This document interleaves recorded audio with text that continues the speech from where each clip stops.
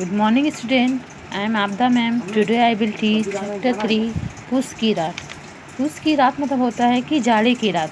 जाड़े की रात में ये जो किसान हैं उन्होंने किस तरह से उस रात को काटा। तो चलिए स्टोरी की तरफ आगे बढ़ते हैं।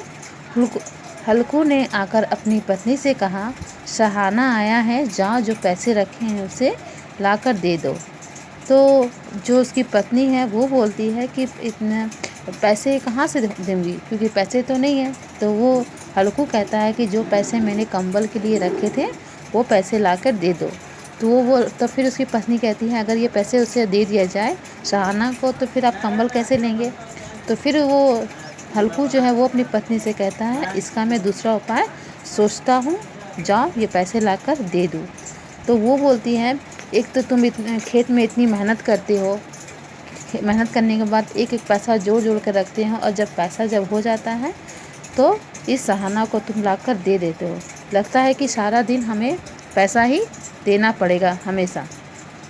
हल्कू उसकी बात, जिसकी पत्नी है वो उसकी बात नहीं सुनता और गुस्से से अंदर चली जाती है।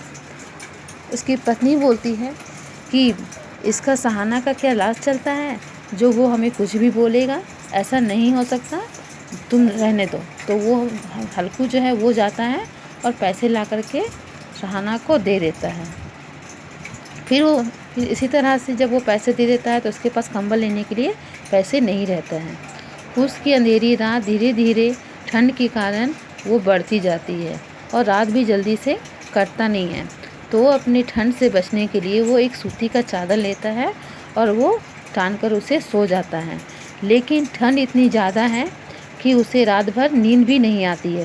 कभी इस करवट लेता, कभी उस करवट लेता।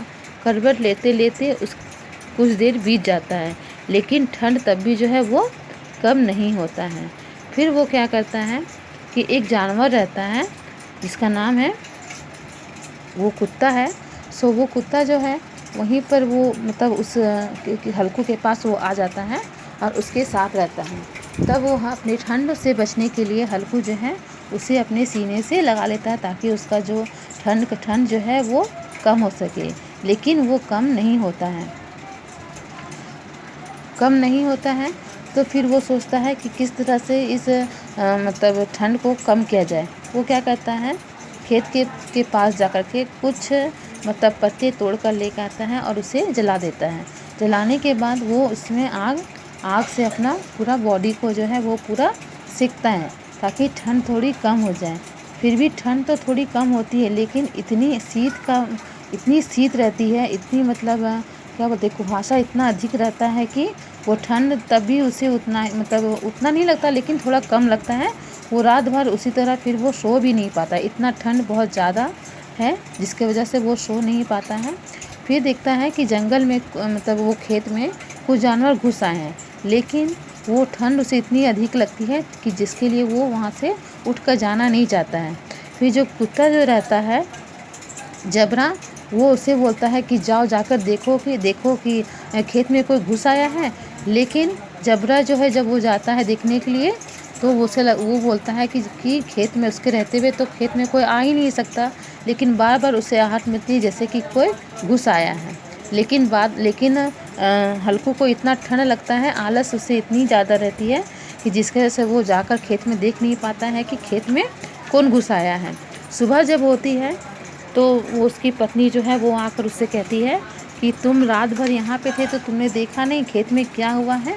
खेत तो सारा चौपट हो गया, मतलब सारा तहस नहस हो गया है, क्योंकि कल रात में जानवर जो है खेत में घुस आए, जिसकी वजह से सारा खेत को तहस नहस कर दिया। देखो खेत की कितनी कितनी बुरी हालत है।